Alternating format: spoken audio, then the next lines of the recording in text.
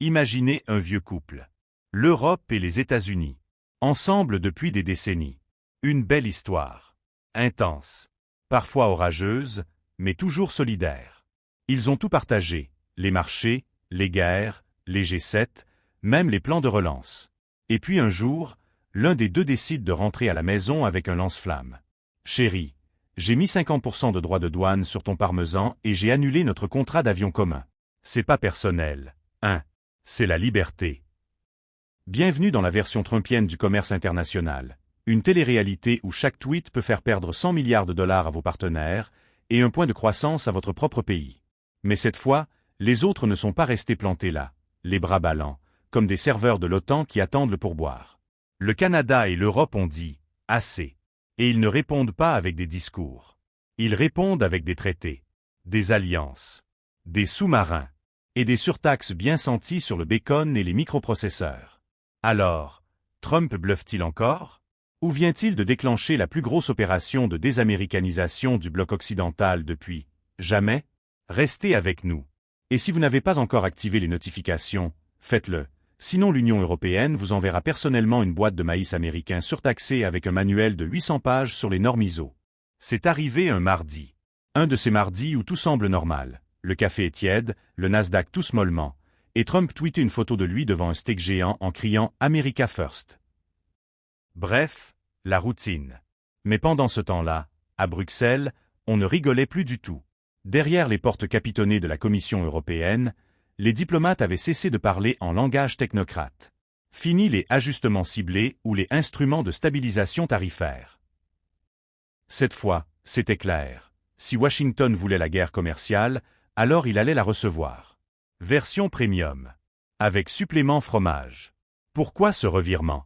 Un mot, acier. Car au départ, tout commence toujours par un morceau de métal. Trump, fidèle à son slogan de 2016 recyclé pour l'occasion, Make Steel Great Again, décide de réimposer des droits de douane massifs sur les importations d'acier européen. Motif officiel? Sécurité nationale. Oui, apparemment, les couteaux suisses sont devenus une menace existentielle pour le Pentagone. Résultat, 60 milliards d'euros de pertes pour l'IE. Un record. Pas à cause d'une guerre, pas à cause d'un virus.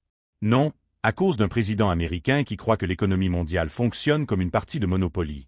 Sauf que lui a toutes les gares et les hôtels. Et pendant que l'Europe accuse le coup, Trump savoure. Il jubile. Il appelle ça ses droits de douane libérateurs, comme s'il venait de délivrer le commerce international d'un joug invisible. Sauf qu'en face, personne n'applaudit. Personne ne se prosterne.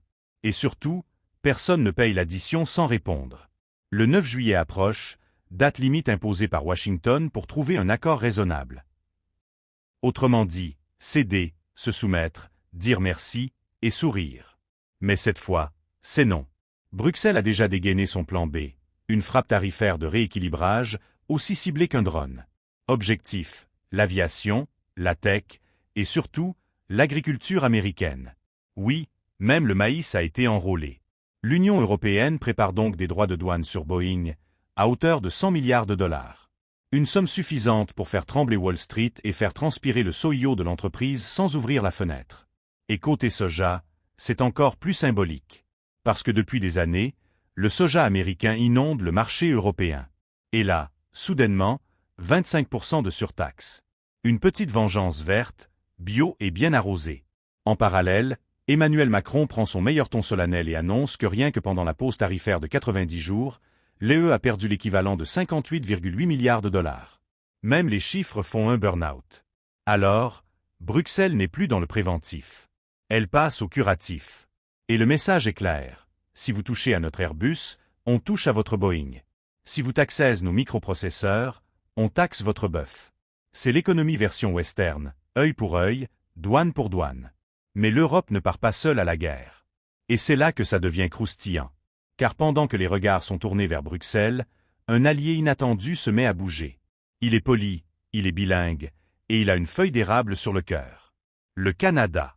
Le Premier ministre Mark Carney, oui, l'ancien banquier central devenu politique, comme si Mario Draghi avait décidé de faire du curling, annonce qu'Ottawa se prépare aussi à des contre-mesures. Traduction, on ne va pas se laisser faire. Et s'il faut taper là où ça fait mal, on visera aussi l'agriculture, les techs, et peut-être même le ketchup Heinz. Ce qui est fascinant, c'est que Trump pensait jouer à diviser pour mieux régner. Opposer les Européens, faire plier les Canadiens, isoler la Chine. Mais à force d'utiliser des marteaux, il a réussi un exploit rare, forger une alliance commerciale contre lui. Ce point de bascule n'est pas seulement économique. Il est diplomatique, stratégique, presque historique. Car soudainement, l'idée même que les États-Unis soient un partenaire fiable s'effondre comme une tour Jenga construite sur un trampoline. Et pendant que Trump continue de faire le pan dans les médias américains, tweetant que tout va très bien, les autres capitales commencent à penser l'impensable. Commercer sans Washington, négocier sans la Maison-Blanche, construire un bloc occidental sans le shérif. La guerre tarifaire, on le comprend, n'est plus un conflit ponctuel. C'est un symptôme. Celui d'une fracture profonde entre l'Amérique de Trump, protectionniste, brutale, imprévisible, et le reste du monde occidental, qui cherche encore une cohérence, une stratégie, une sortie de secours. Et la suite? Elle s'écrit dans les coulisses. Mais ce que Trump ne dit pas, entre deux posts Instagram où il brandit une boîte de cornflakes Made in America, comme si c'était un traité de paix, c'est tout ce qui se trame derrière le rideau. Parce que si la scène est bruyante, les coulisses, elles, sont pleines de chuchotements nerveux et de calculs discrets. D'un côté, Washington claironne sa stratégie de tarification libératrice, comme si balancer des taxes géantes était une mission humanitaire. De l'autre, l'Europe et le Canada peaufinent leur riposte comme une opération militaire, discrète, chirurgicale, méthodique. Et tout commence avec un changement de ton, un virage narratif. L'Union européenne ne se contente plus d'alerter. Elle agit. Fini les déclarations de préoccupation qu'on enterre dans les communiqués de presse. Place aux listes noires. À Bruxelles, on appelle ça une liste de rééquilibrage, mais ne vous y trompez pas, c'est un contrat de représailles tarifaires longue portée. Une sorte de menu vengeur en 3 services, Boeing, agriculture, high-tech. Les avions américains, tarifiés. Les microprocesseurs californiens, taxés. Les produits agricoles du Midwest, emballés, pesés, surtaxés. Et ce n'est pas une menace dans le vide. Chaque item sur cette liste représente des milliards. Pour vous donner une idée, c'est comme si l'Europe disait à l'Amérique, « Tu veux jouer au Monopoly? Très bien. Mais nous, on vient avec un chalumeau. » Et pendant ce temps, Trump joue à la loterie. Il appelle ça du deal-making, comme si on était dans une émission de télé-réalité où il faut hurler « You refired » à la fin. Sauf qu'ici, ce ne sont pas des candidats qui perdent leur job. Ce sont des usines. Et là où ça devient délicieux ou tragique, selon votre niveau de dépendance aux exportations américaines, c'est que cette posture ultra-agressive commence à fissurer ses propres soutiens. Même les alliés supposés fidèles commencent à avoir des doutes. Regardez l'Allemagne. Officiellement, elle préfère éviter l'escalade. Mais dans les coulisses, le chancelier Friedrich Merz accepte un tarif de 10% sur certains produits, juste pour acheter du temps. Un peu comme si vous signiez un contrat d'assurance contre Trump. L'Italie, pareil. La première ministre Giorgia Meloni fait mine de tempérer. Mais elle a déjà un plan de riposte en 3 étapes dans la poche arrière de son tailleur. Flexible, dit-elle. Ce qui, en langage diplomatique, signifie « on peut passer de la bise au crochet du gauche en 2 réunions ». Et chez nous, au Canada, c'est encore plus subtil. Parce que si Ottawa a d'abord fait semblant d'hésiter, en mode « on va en discuter calmement entre gens civilisés », Mark Carney a très vite montré qu'il avait lu le manuel Trump et décidé de faire exactement l'inverse. Pendant que la Maison-Blanche brandit des droits de douane de 50% comme un gourou brandit son bâton magique, Ottawa envoie un message plus fin. Nous aussi, on a des outils. Et ils ne sont pas que fiscaux. Traduction. Vous tapez sur nos produits? Très bien. Mais on peut très bien réfléchir à qui on achète nos avions de chasse. Ou nos sous-marins. Ou nos puces électroniques. Et bizarrement, ce ne sera peut-être plus vous. Et là, Washington commence à comprendre qu'un tarif libérateur peut se transformer en boulet auto-infligé. Car à force de menacer tout le monde, Trump a réussi à créer une ambiance globale de fête foraine, où chaque stand vend des gilets pare-balles. C'est le paradoxe. Plus Trump crie victoire, plus les autres s'organisent. Plus il menace, plus il collabore.